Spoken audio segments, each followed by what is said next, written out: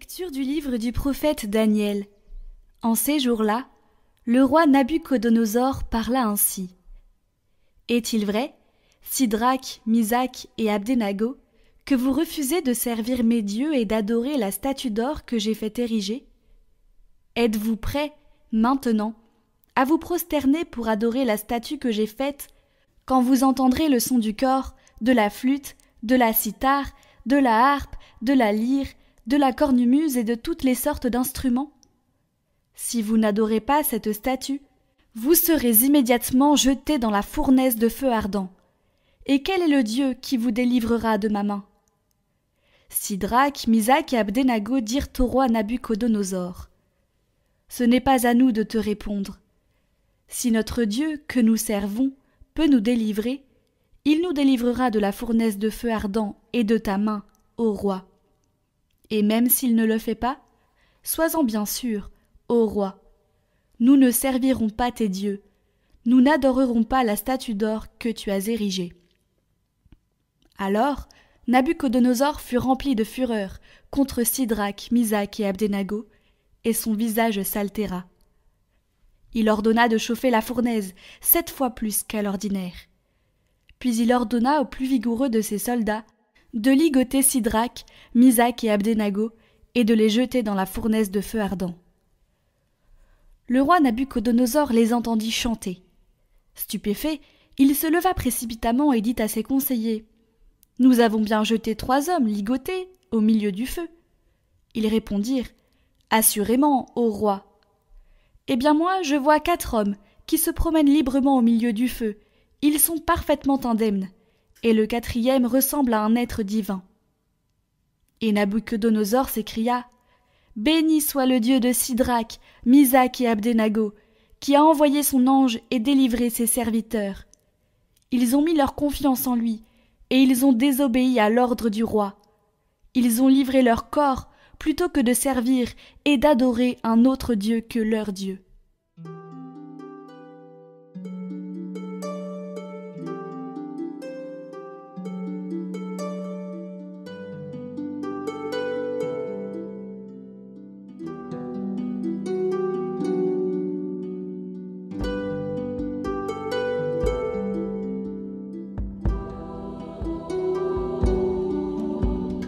Béni sois-tu, Seigneur Dieu de nos pères. À toi louange et gloire éternellement. Béni soit le nom très saint de ta gloire. À toi louange et gloire éternellement.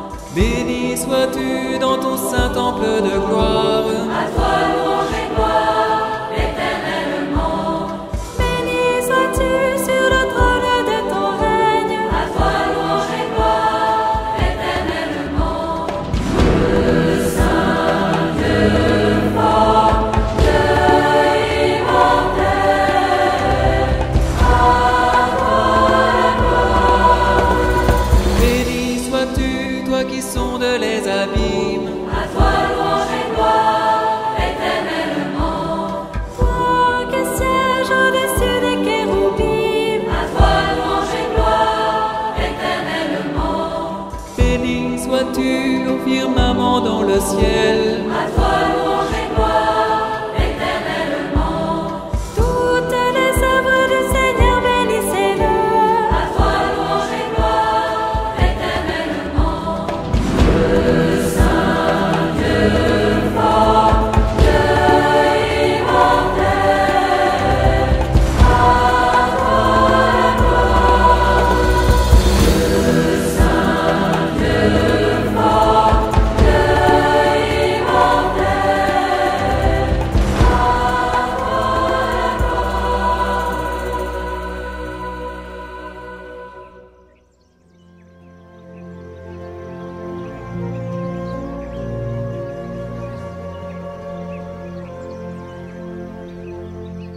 Évangile de Jésus-Christ selon saint Jean. En ce temps-là, Jésus disait à ceux des Juifs qui croyaient en lui: « Si vous demeurez fidèles à ma parole, vous êtes vraiment mes disciples. Alors vous connaîtrez la vérité, et la vérité vous rendra libre. » Ils lui répliquèrent: « Nous sommes la descendance d'Abraham, et nous n'avons jamais été les esclaves de personne. Comment peux-tu dire « Vous deviendrez libres » Jésus leur répondit « Amen, Amen, je vous le dis, qui commet le péché est esclave du péché. L'esclave ne demeure pas pour toujours dans la maison, le Fils, lui, y demeure pour toujours. Si donc le Fils vous rend libre, réellement vous serez libre. Je sais bien que vous êtes la descendance d'Abraham, et pourtant vous cherchez à me tuer, parce que ma parole ne trouve pas sa place en vous. Je dis ce que moi j'ai vu auprès de mon Père, et vous aussi, vous faites ce que vous avez entendu chez votre Père.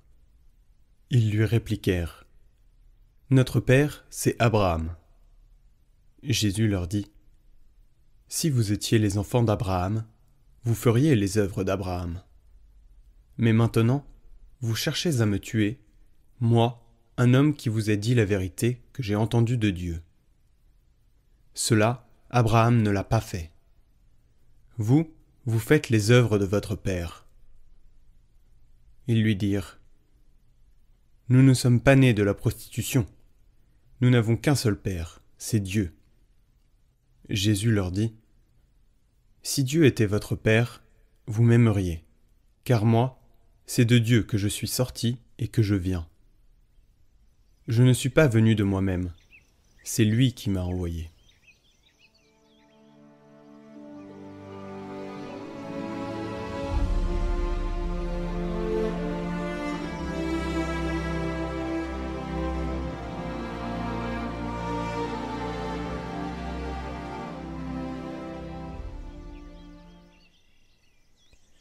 Dans un monde où la vérité est parfois sacrifiée sur l'autel du confort ou du pouvoir, les paroles de Jésus résonnent avec une urgence brûlante. Si vous demeurez fidèles à ma parole, vous êtes vraiment mes disciples. Alors vous connaîtrez la vérité, et la vérité vous rendra libre. Ce n'est pas une vérité idéologique, ni une certitude fabriquée par l'homme. C'est la vérité qui vient de Dieu, celle qui traverse les âges, les épreuves et les fournaises. Cette parole vivante n'est pas seulement doctrine, elle est relation, présence, fidélité. C'est pourquoi elle dérange, elle démasque les esclavages intérieurs et met en lumière les dissonances entre ce que nous disons croire et ce que nous vivons. La vraie liberté n'est pas de faire ce que l'on veut, mais d'aimer ce qui est vrai, et de tenir bon dans la vérité même lorsque le feu menace. Je répète, la vraie liberté n'est pas de faire ce que l'on veut, mais d'aimer ce qui est vrai et de tenir bon dans la vérité même lorsque le feu menace. Dans la fournaise ardente dressée par Nabuchodonosor, ce sont justement 3 hommes libres que l'on jette. Libres non pas de circonstances, mais libres en Dieu, affranchis de la peur, parce qu'ils se savent attachés à quelque chose de plus grand que leur survie. Et le feu, au lieu de les consumer, devient lieu de révélation. Un 4e homme, semblable à un être divin, marche avec eux. Là où le monde veut soumettre, Dieu libère. Là où le mensonge veut brûler, la vérité se tient debout et chante. Ce n'est pas une fuite hors de l'histoire, c'est la présence de Dieu dans l'histoire, dans le brasier même où se forge l'or de la foi. Saint Grégoire le Grand l'affirmait avec force, « Unie est la route de la vérité, et laborieux le chemin du mensonge. » Le mensonge est plein de détours, d'angoisse, de dissimulation. Il pèse sur la conscience, il s'épuise à se justifier. Mais la vérité, elle, a une clarté simple et redoutable. Elle ne se défend pas, elle se manifeste, elle brûle parfois, mais pour purifier. Et dans cette lumière qui traverse le feu, dans ce Verbe qui fait connaître le Père, c'est l'Esprit de vérité qui se prépare à être révélé.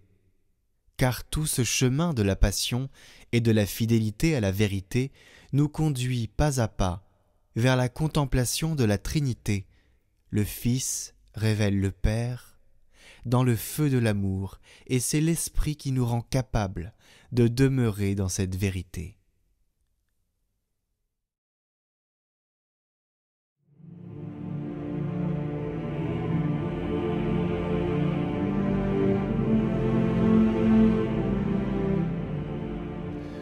Bonjour, alors nous continuons le parcours sur l'exploration de quelques aspects du mystère trinitaire. Nous avons parlé du Père, nous avons essayé de parler du Fils, et maintenant il faut que nous parlions de l'Esprit Saint. Alors, c'est vrai que, en particulier les catholiques, l'Esprit Saint n'est pas la figure divine la plus facile à appréhender. Et quelquefois, on ne sait pas bien quoi faire de l'Esprit Saint, même si on est charismatique. Bon. Alors, la difficulté, elle vient d'où? La difficulté, elle vient déjà de ce qu'on appelle la formulation du filioque.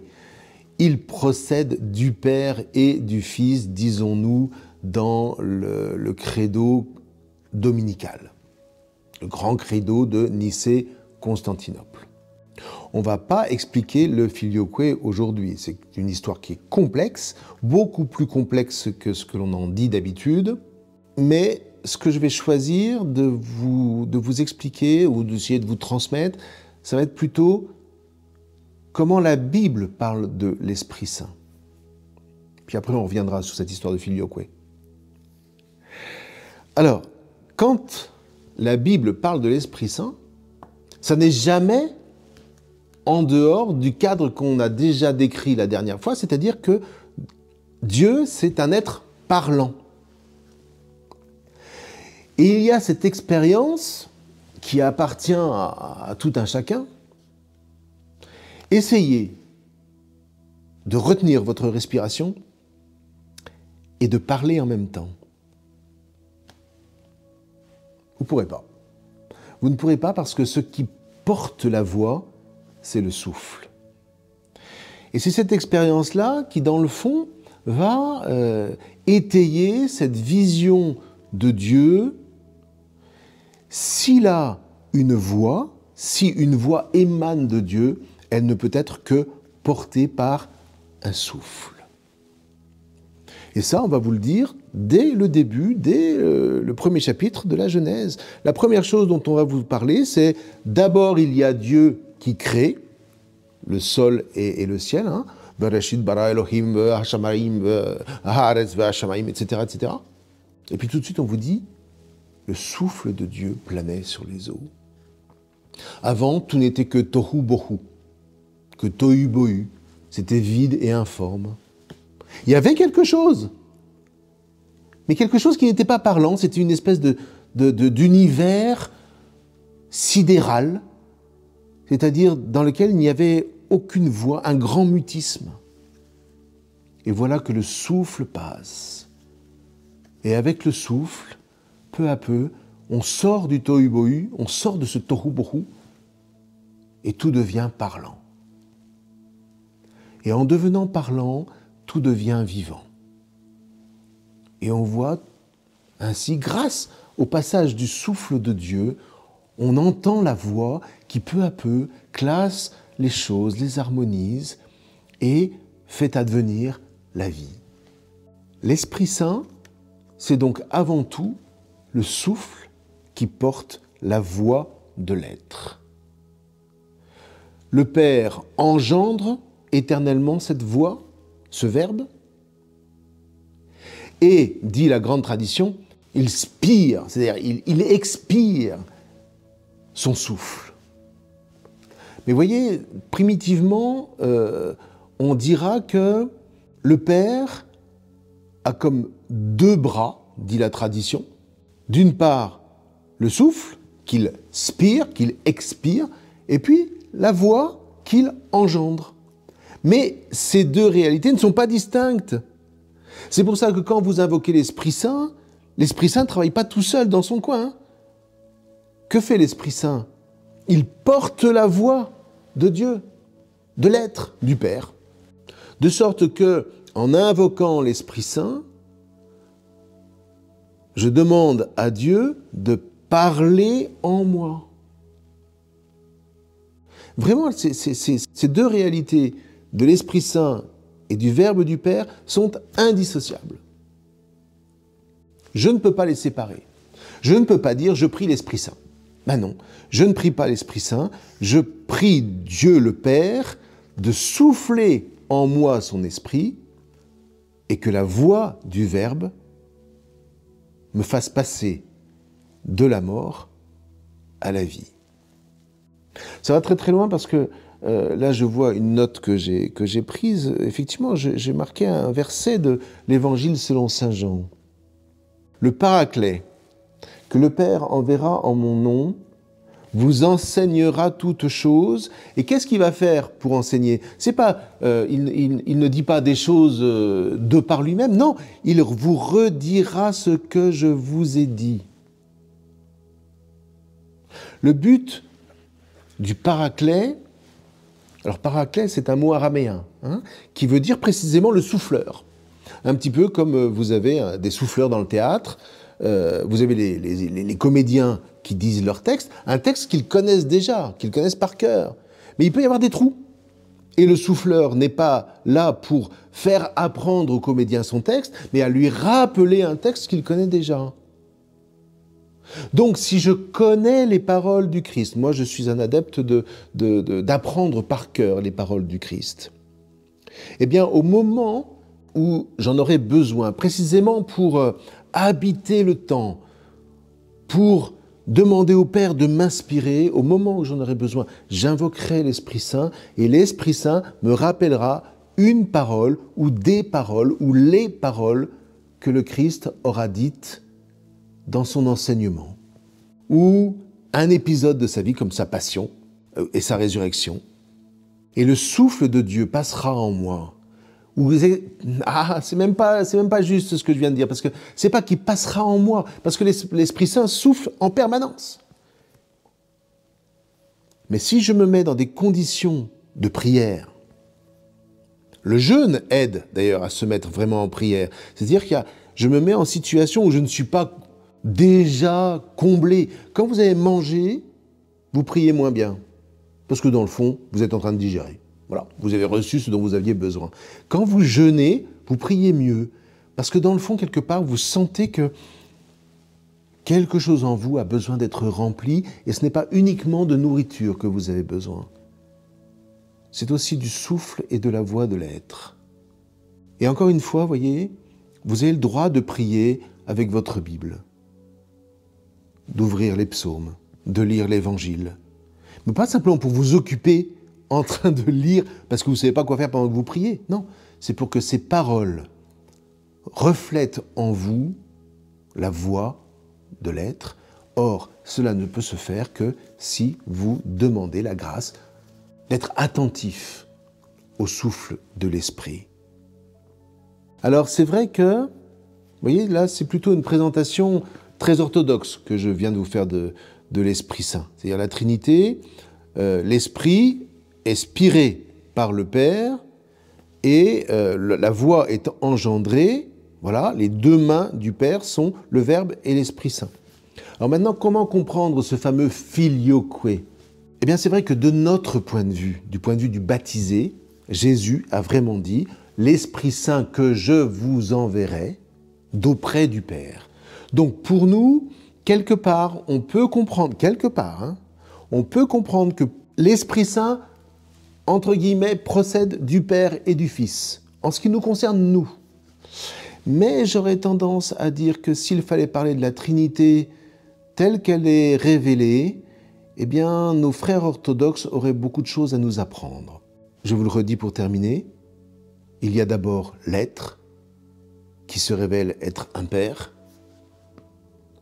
Ce Père nous transmet un héritage à travers la voix qui émane de lui, qu'il engendre, et cette voix est portée par la respiration même de l'être, qui est le souffle de l'Esprit Saint.